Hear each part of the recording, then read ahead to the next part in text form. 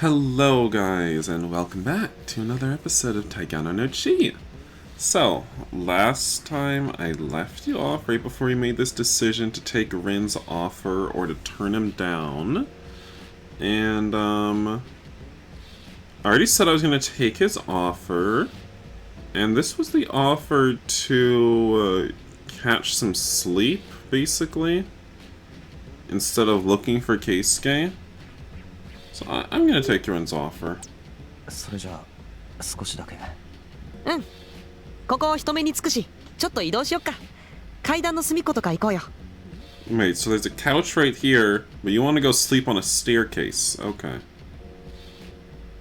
Ren returned his sack of photos to his waist pouch, then jumped to his feet. With so much energy, it was hard to believe he had been up all night. Forcing his knees to unbend, Akira roused himself. He felt as heavy as lead.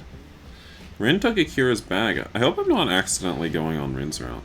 Together they cut across the lobby and entered the elevator hallway. None of the elevators were working. Next to them, beneath a broken exit light, was the door to the emergency staircase. It was dim with the lights off, but the staircase was still intact. They climbed up to the landing between the first and second floors.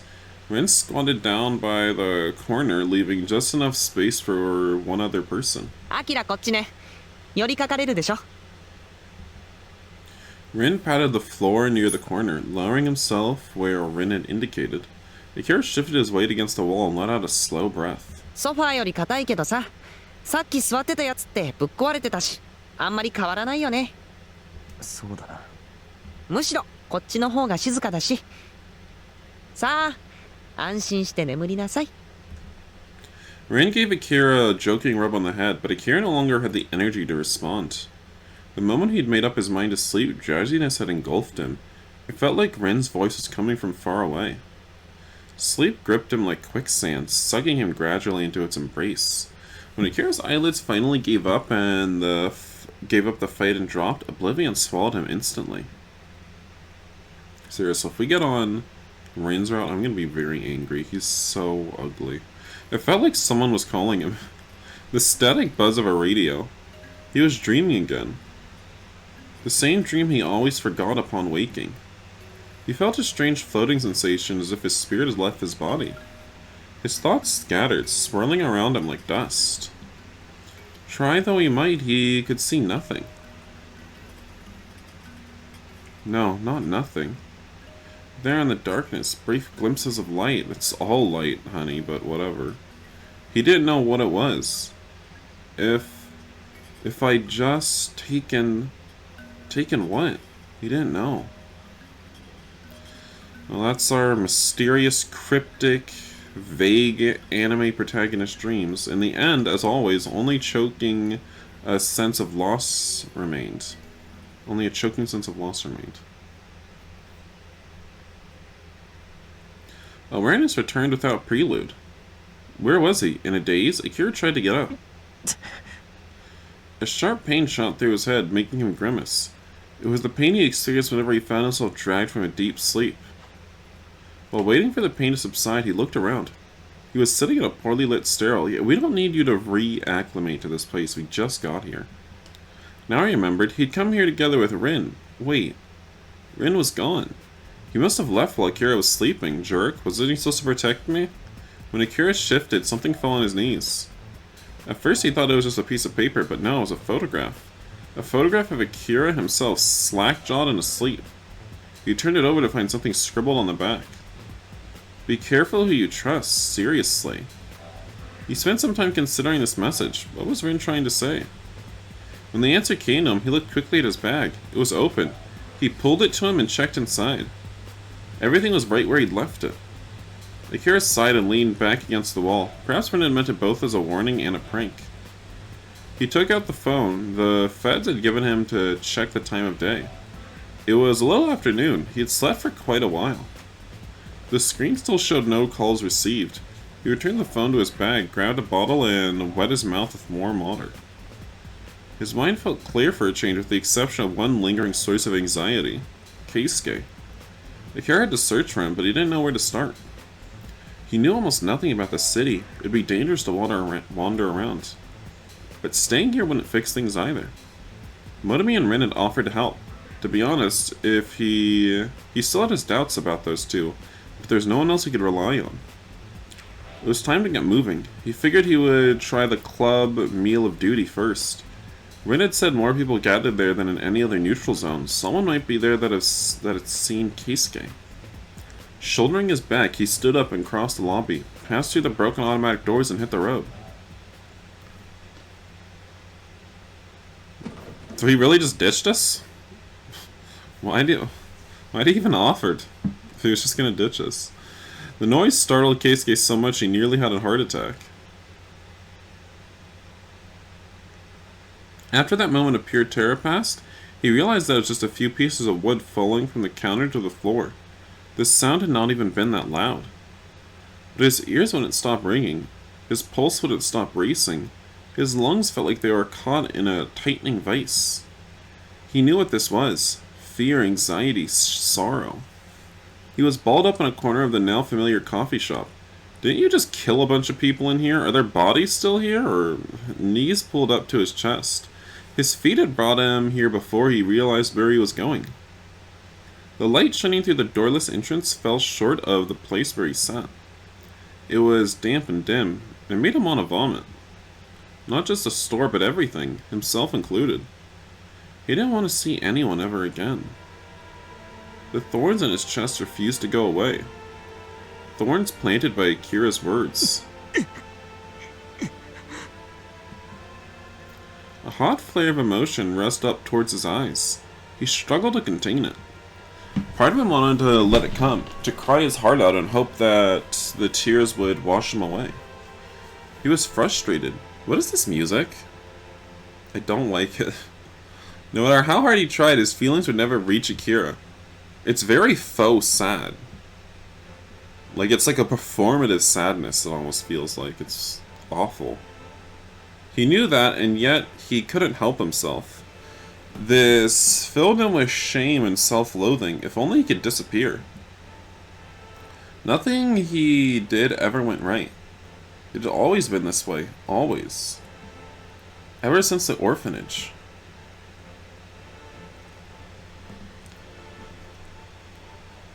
Back then, Keisuke's awkward nature had made him a frequent target of bullies. Oh god, I love these 3D, badly rendered backgrounds. If he stood up for himself, they just beat him harder. All he could do was cower and endure. No one helped him. Everyone else just laughed or pretended not to see. Keisuke had soon learned not to trust anyone, no matter how much he wanted to. Akira alone had been different. He'd driven off Keisuke's tormentors. Sometimes he'd even beat them until they cried for mercy. Keisuke knew that Akira hadn't done it for his sake, nor had he been the kind of kid who got his kicks by playing the hero. They pissed me off. That had always been his excuse. Keisuke had admired his strength and bravery. To Keisuke, Akira was a hero, regardless of how he saw himself. Akira had always been alone at the orphanage. The other kids had given him a wide berth. When Keisuke had first tried to talk to him, Akira had ignored him. Keisuke had spent the rest of the day in tears. But while that would normally have been enough to dissuade him, this time, for once in his life, Keisuke had refused to give up. He was determined to make Akira pay attention to him, no matter what it took. How many tries had it taken before Akira responded? At first, his replies had consisted of a mere 2 or 3 words each. Even so, Keisuke could still recall the joy he felt. Akira had spoken to him. Akira spoke to no one else. It made him feel superior. Little by little, he began spending more time with Akira, and before he knew it, all the bullies had gone away. Typical Leech behavior. Then the war had come to an end, plunging the country into chaos. With nowhere else to go, Japan's lost children had gathered to play on the streets. That was the first time a girl had confessed to him. Ick! He'd met her at a blaster fight, a pretty girl with long hair. She'd had a gentle, artless manner, a rarity at the time when most people tried to act tougher than they were. He liked her well enough, and so he'd happily accepted her feelings. Looking back on it now, perhaps the idea of having a girlfriend was what had excited him. Never mind whether he actually cared for the girl herself. At any rate, it had made him so happy he told Akira about it on their way back from watching a match. The instant he'd voiced the words, "I got a girlfriend," it had felt as though his heart would leap into his throat. Until then, he'd thought embarrassment was making him nervous, but all of a sudden he realized that he was afraid. Afraid to see Akira's face. Afraid to hear Akira's reply. When he looked up, heart hammering away, Akira, without the slightest shift in expression, had said, "Good for you." Keisuke still remembered the pain he'd felt in that moment, like needles stabbing into his chest. Oh, well, that's the gay. At the time, he had been unable to decipher the sensation. Was it anger? Panic? His thoughts had been a jumble. After some time had passed, he finally realized that he was disappointed, though he still did not understand why. But he'd made himself think that it was due to Akira's brusque reply. Shouldn't his friend have been happy for him? And moved on. Afterwards, he'd stopped spending so much time with Akira and started spending time with his girlfriend instead. Yuck. Well, he'd missed his friend. Having a girlfriend was enjoyable in its own way. Besides, if Akira wanted to hang out, he knew where to find him. Why should Keisuke always be the one to make the invitation? Eventually, after a month they'd started going... a month after they started going out, his girlfriend invited him over to the house the following weekend.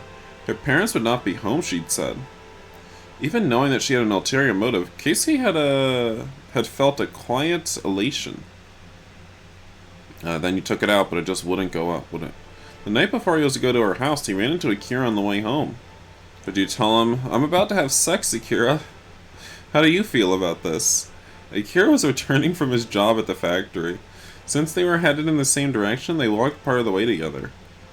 It had been a while since Keisuke had seen Akira.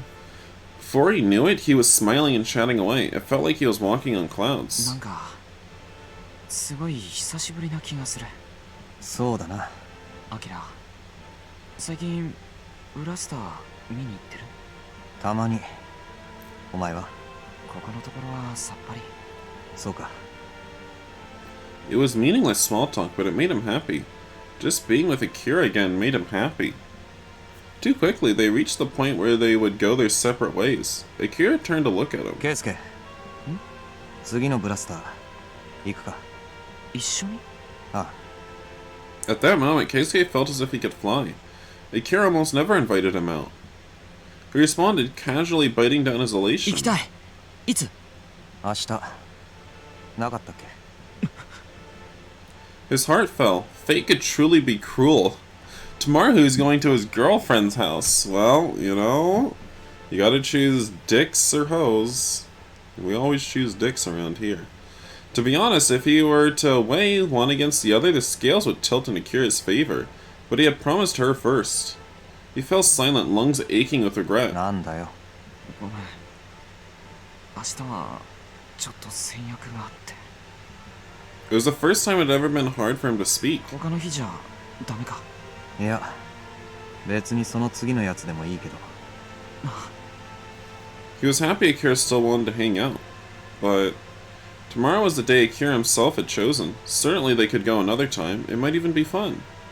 But it wouldn't be the same. じゃあとりあえずまた今度。今度って。 What did that mean? Few things were less reliable than Akira's "see you later." It felt as if the ground had opened beneath. God, you were just overthinking homosexual. He wanted to run after Akira, call him back, tell him he'd go tomorrow after all. Regret weighed on him for the rest of the night. Before he knew it, the sun was shining through his curtains. He hadn't slept a wink. His girlfriend was brimming with expectations, so she couldn't fully conceal as she led him to her room, where they talked a bit, ate the cake she'd baked, talked some more, and ate the dinner she'd cooked. She asked him if it was any good. He told her that it was delicious. She smiled, delighted. He had no idea how it would taste. They went back to her room, and he held her as she shyly pressed her body to his. Yo! Once they began kissing, his male instincts took over?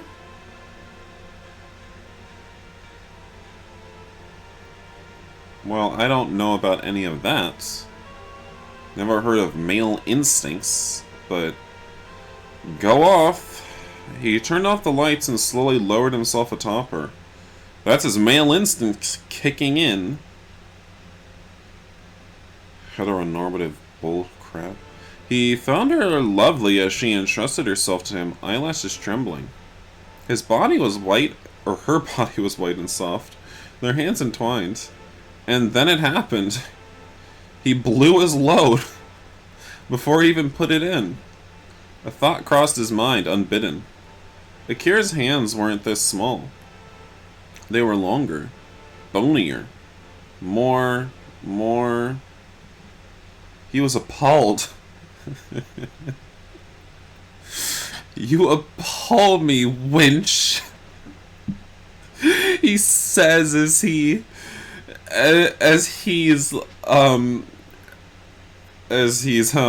right above her. Oh my god, I would love that. Why is he thinking of Akira now? He tried to gather himself, but it was too late. His thoughts were running wild. Akira's shoulders weren't this delicate. Akira's neck wasn't this thin. Akira's body wasn't this soft. He had a lean but hard layer of muscle that would probably be smooth to touch. That was the last straw. That was the last straw. Oh my god. I'm sorry, wench, but you're nothing like the man that I love. That's the last straw. He couldn't continue. I'm sorry, we're gonna have to wrap this up right now. Your body disgusts me. He lowered his head to her in apology. She wept in shame, then slapped him. He left. Slap her right back. I would. The relationship ended there. He felt guilty, but also strangely relieved. Afterwards, Akira began appearing in Keisuke's dream. Ain't no one slapping me. This Akira wasn't the one he knew. He was sensual, his breathing hot and ragged. Instead of his familiar cold, sharp stare, his eyes were intense, feverish, melting. Keisuke couldn't stand it. There were times when he would wake to find that he'd soiled his futon. Oh, and how old are you? And cradle his head and seriously wonder whether he had some kind of disease. Maybe. What the hell was wrong with him? The more he thought about it, the less he understood, and the more his heart ached. Sweet pangs ran through him each time he thought of Akira. The nature of his feelings became clear sometime later when he witnessed a certain scene. Keisuke and Akira had caught a fight like always. After making a visit to the restroom afterwards, Keisuke had returned to find Akira gone. It didn't take long to find him. Akira was standing near the back of the alley, far from the lingering heat of the ring. Another person was standing beside him. Keisuke jogged towards them, but his feet froze midway. The other person was small, probably female. Okay. She was draped over Akira's arms wound about his neck. The instant Keisuke saw them, all the hair on his body stood on end. A pitchback flame erupted deep in his chest, threatening to burn his heart to ash. Why didn't Akira push her off? Why didn't he say "begone," thoughts? Wait, maybe she was his girlfriend. Akira didn't have a girlfriend. Maybe he just hadn't told Keisuke. No, it didn't matter who she was. He needed them to part, now. Challenge her to one-on-one combat. Right here, right now. We're at Blaster, aren't we? This impulse shocked Keisuke and filled him with disgust. He was acting like a woman who'd caught her boyfriend cheating. Akira let the girl palm for a while, but then suddenly he shoved her away. He must have pushed her hard. She wobbled and fell on her bottom. Nice. As soon as Keisuke saw this, the black viscous thing inside him had vanished. The girl screeched something and stalked away, jostling Keisuke as she passed. The glimpse he caught of her face made her look like the most hideous creature in the world.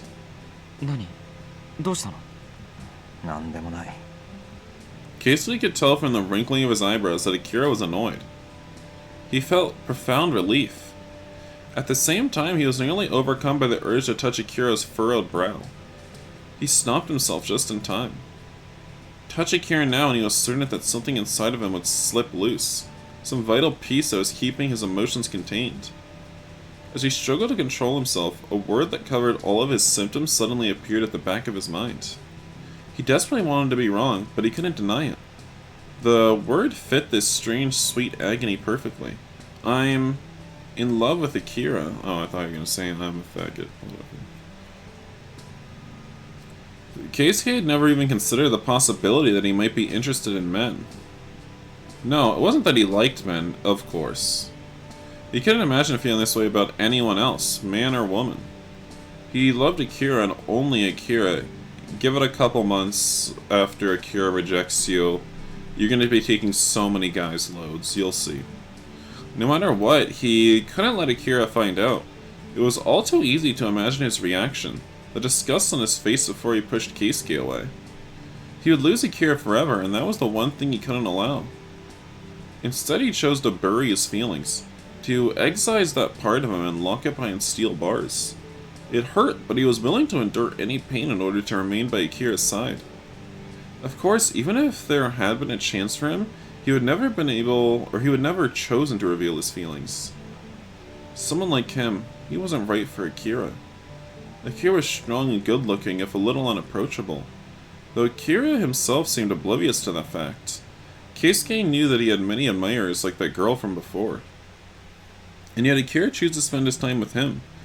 Keisuke could hardly believe it. Sometimes it felt like living in a dream. But while his position at Akira's side gave him an undeniable sense of pride, it also made him painfully aware of his failings, his inadequacies, his contemptible weakness. When had he ever done anything without Akira's help? He was a parasite in love with his host. What a joke.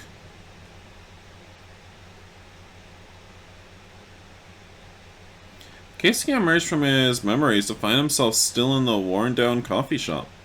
Nothing had changed. Dust motes danced in the light from the doorway. He felt pathetic. He wanted to die. Why did he have to be like this? No wonder Akira had lost patience with him. If he were stronger, if he weren't such a burden, maybe he wouldn't have made Akira mad. If he were strong like Akira... Just then a glint caught his eye. Something in the back of the store was reflecting light. He peered closer, but he couldn't make out what it was through his fatigue-addled vision. He roused himself, though his body felt terribly heavy. He walked up to the spot. A small glass vessel lay on the ground beneath layers of dust and... sawdust and grit. That's not a good sentence. Ooh, drugs! He picked it up and stared at it in disbelief. Who leaves behind perfectly good drugs? Boy, it's our lucky day. Rain. It looked exactly like the ampoules he'd seen at the club. Someone must have dropped it here. Maybe it was the guys we murdered here. Maybe it was them. Maybe they had drugs on them. Keisuke had always avoided drugs. He didn't want to end up like the junkies he'd seen. Body and mind ravaged from within. Don't you know drugs make you stronger? They're healthy. Nothing good could come from that. He lifted his hand to toss the ampoule away. No, but something stopped him in mid-motion. Something someone had said. What was it? Rain was a drug that made you stronger. Exactly. It honed your spirit and empowered your body. It also made your balls way bigger and gave you a gigantic load. Perhaps it might strengthen even Keisuke's weak heart. Perhaps it might grant even a man like him power. The voice of a demon whispered in his mind. No. He forced his eyes shut and shook his head. That way lay madness and death. He knew that. He knew, and yet... His heart throbbed, his vision blurred. His throat was as dry as a desert. The voice in his head knew exactly what he wanted. But if he gave in, if he used Ryan, what then? What would Akira think of him? Even as the thought entered his mind, Keisuke realized that he was missing a far more important question. What did Akira think of him now? For all the years they'd spent together, Keisuke had no clue how Akira felt about him. In his memories, Akira was never smiling. Even searching back as far as the orphanage, he could not recall a single time that Akira had seemed to enjoy his company. What was he to Akira? He didn't know. He had no trouble recalling Akira's size. The way his brow wrinkled and something annoyed him. It was the only expression Akira ever made around Keisuke. The only time his face shifted from stony indifference. Give me an effing break. It pisses me off just looking at you. These words now had cut deep into Keisuke's heart, a wound that continued to bleed even now. If he were stronger, perhaps Akira would not have said that. Perhaps they could have spoken as equals. Casey knew it wasn't that simple, but he couldn't keep the thoughts from coming. If he were stronger, would Akira have smiled at him? It didn't matter. It was too late to go back. Akira surely despised him now. Casey would never be with Akira again. Darkness dropped over his eyes. He heard the sound of a dam breaking inside him, and the feelings that he tried so hard to suppress surged forth like a mud-darkened river in a flood.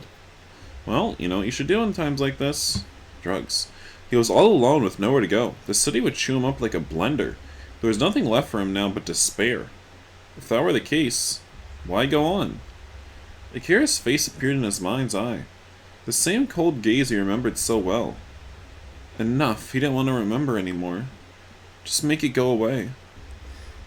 Through tear-blurred eyes, he watched his hands crack open the mouth of the ample. Drugs, drugs, drugs, drugs. The world shuddered. In his mind, Akira's image warped and twisted. Hell yeah. Memories flashed before his eyes. Every single one bore Akira's face. Akira, Akira, Akira. Akira angry, Akira aloof, Akira looking at something, not him, Jesus. Why were these the only memories he had? He so longed to see Akira with a different expression. To see him happy. To see him sad. To see him worried.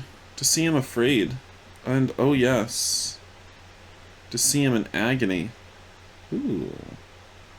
Let's fuck Akira up. There was little hope of locating a single person in the city this chaotic. To do so alone without a working knowledge of the local terrain would require nothing short of a miracle. And so Akira's hopes now rested on the most unstable of foundations. Word of mouth. He headed for Meal of Duty, the club where fighters went to relax. On the way there, he discarded his bag, keeping only his phone, money, and tags. The bag had become a needless burden. How big is the bag? He walked swiftly past the now familiar line of ruined stores, then passed through the black door leading to the basement. The naked bulbs in the stairwell were off. All he could see were the first few steps by the entrance. Everything further in was pitch black. Akira descended into this black hole without a moment's pause. After reaching the last step, he swung the inner door open. Unlike last time, there was no gut-pounding bass to greet him. Instead, a choking stench filled his nose. He peered inside. Lol. Akira stood petrified in the doorway, unable to process what his eyes were seeing. Everything was covered in blood. The floor, the walls, the ceiling. Bright red as if it painted with a giant's brush. The air was thick with the smell of rust. Misshapen lumps of various sizes floated in the pool of blood covering the dance floor. Let the bodies hit the floor. Let the bodies. No, parts of bodies.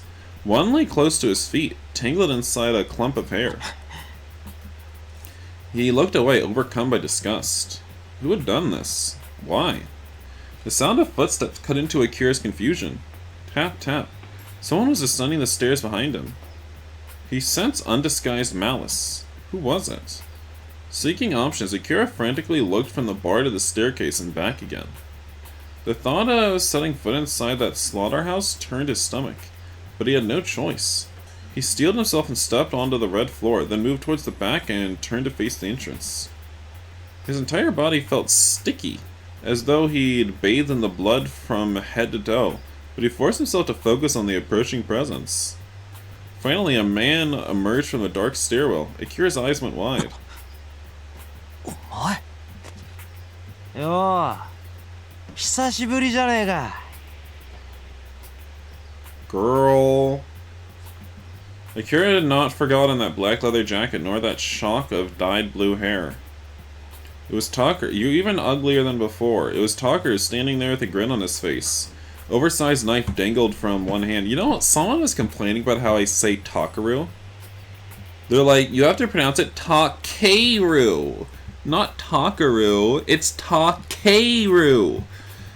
Girl. I just don't know what to say to y'all. Something was wrong. Why was Takeru so calm? Sorry. Why was Takeru so calm? Why Takeru? I took a semester of Japanese. I know this. Okay. He was standing at the entrance to an ocean of gore, yet seemed completely unfazed. And then, there were his eyes. Had they always been so keen, so hungry? Well, I would say his eyes had not been, because he has but a single eye, but... You're the narrator. His attitude and actions had been violent before, but beneath it all, Akira had sensed a clear driving purpose. Now there was no trace of that. Somehow I doubt he was able to do all of this. I don't think this was him. Staring silently at Takeru, Akira moved his hands towards the knife at his hip. なんだよ。いきなりやろうってのが。まあいいけどな。これだって、お前を潰しに来たんだからさ。Takeru laughed deep in his throat as he stirred the blood puddle with the toe of his boot, then kicked a chunk of meat in Akira's direction. Hey, don't play with your food. It landed at his feet with a dull, wet sound. ぐちゃぐちゃにしてやるよ。こんな風にな。Takeru glared down at his nose at Akira, a savage smile on his lips. There was a strange light in his eyes, as if his irises were clouded. It couldn't be. 殺してやる! Takeru sprung forward with a powerful slash. Caught off guard, Akira retreated. The knife passed millimeters from his face. Takeru's movements were nothing like before. Finally, freeing his knife from its sheath, Akira caught Takeru's second slash at the hilt. The shock numbed his arm to the bone. He parried, let back a few paces, and righted himself. Instead of pressing the attack, Takeru stared at Akira with a quizzical tilt of his head. こないだの勢いはどうしたよなあもっと楽しませてくれよ His sudden increase in strength. There could be no doubt he's a druggie. お前ラインを使ったのか Takeru laughed. ああ使ったよだからなんだよ今までなんてもったいないことしてたんだと思ってるくらいだぜ You know, if you're gonna break the rules, why don't you just get a gun? Like at that point, I don't understand why you just don't have a gun. Takeru laughed at Akira again. Akira held his stance, bracing for the impact, but then he realized that Takeru's vector had diverged from what he'd expected. Was he moving too fast for you to see? どこ見てんだよ Akira had read him wrong. Takeru suddenly dropped into a leg sweep. Unable to dodge, Akira toppled to the floor. Blood wet and sticky clung to his flesh. Something large and black rushed at his face, oh god, and he immediately raised his arms, crossed to protect his head. Takeru's heavy boot exploded against his guard. おらおらつまんねえんだよ You need to think about what Jesus would do right now. The kicks kept coming. His bones shrieked with each impact. 素手で十分だなまあお前もライン使ってみろよしたらきっと俺にやり返せるかもしれないぜまあ今ここで俺が殺しちまうけどな Takeru stepped back and looked down at Akira with a sneer. Hoping to catch him by surprise, Akira swung a kick at his ankle. まるで亀みてえだな止まって見えるぜお前の動き Takeru dodged the blow with ease. ラインなんか使ったらどうなるか分かってるのか Akira had seen enough similar cases to know. Once a drug like that got a hold of you, there was nowhere to run. You might think you had the strength to beat it, but what was self-control in the face of such temptation? Like a pit of quicksand, it would devour you whole. 分かってるかだと A vein on Takeru's temple twitched. His sneer had vanished entirely. おいもう一回言ってみろよなんだって分かってるかって聞いたよな今 Akira groaned as Takeru kicked him hard in the side. He didn't know what to think. The shift in Takeru's demeanor was too sudden and too drastic. 分かってるに決まってんだろ。俺の母親みてえになるんだよ。トラックに溺れて頭がおかしくなって周りから白い目で見られて幻に食い殺されて惨めに死んでいくんだよ。 Takeru's house echoed strangely off the blood-soaked walls. His mother, so that's why Takeru had never used rain before, despite his desperate need to win. But then why? てめえに何が分かるってんだよ。虐げられる奴の苦しみなんか考えたことすらねえだろ。 Oh my god, there's so much here, dude. Like, what does this have to do with me? For some reason, Keisuke's face flickered through the back of his head. 俺はこのままイルレも殺すぜ。勝てばラインが死ぬほど手に入るからな。ドラッグ漬けになりゃどの道早死にだけどな。その間にこの力で俺らを苦しめた奴ら全員ぶっ殺してやる。国の奴らもお前も皆殺しだ。 Takeru threw another kick at Akira's guard. Akira barely felt the blow. By this point, he could barely feel his arms. てめえそれでもチャンピオンかよ。あ？つまんねえんだよ。 For a second, his numb's arms slipped out of place. He turned his head to protect his face, but another kick came in before he could get the block back in place. The blow shook Akira's brain like a rattle. His vision blurred and he nearly lost consciousness, but before he could, Takeru grabbed him by the throat and lifted him off the ground. Fingers clamped down on his windpipe. He scrambled trying to peel them away, but their grip was tight like ivy. ほら、苦しいって言えよ。助けてくださいって言ってみろ。早く言わねえとこのまま握りつぶしちまうぞ。 Takeru's voice seemed distant, like part of a dream. すげえな、ラインってのはよ。今なら処刑人だって怖くないぜ。 Then go, girl. The blood vessels in Akira's skull throbbed like they were about to rupture. As his vision narrowed, flashing red and white, he struggled to focus on Takeru's face. Though the man wore a crazed smile at the same time, he appeared to be crying. なんだよ、その哀れむような目は。 A muscle in his cheek spasmed furiously. いつもこいつもみんなそうだ。弱者を見る時の目っつったら哀れんでるか蔑んでるかのどっちかだ。 You have a lot of unresolved issues. Takeru's thumb suddenly pressed down hard on his Adam's apple. He tried to cough, but nothing came out. It was like his larynx would shatter. 叫んじゃねえぞ。強かったらてめえが一番偉いのかよ。弱い人間は生きる価値もないってのか。 I haven't said anything for the record. Takeru's eyes may have been fixed on Akira, but he was seeing something else entirely. Crap. A numbing white fog blanketed Akira's thoughts. His fingers were losing strength, their frantic scrabbling had slowed to a crawl. This is it. But just as he heard Death's footsteps approaching, Takeru abruptly loosened his grip and leaned in close to his ear. なあ、お前さ、男に突っ込まれたことあるか。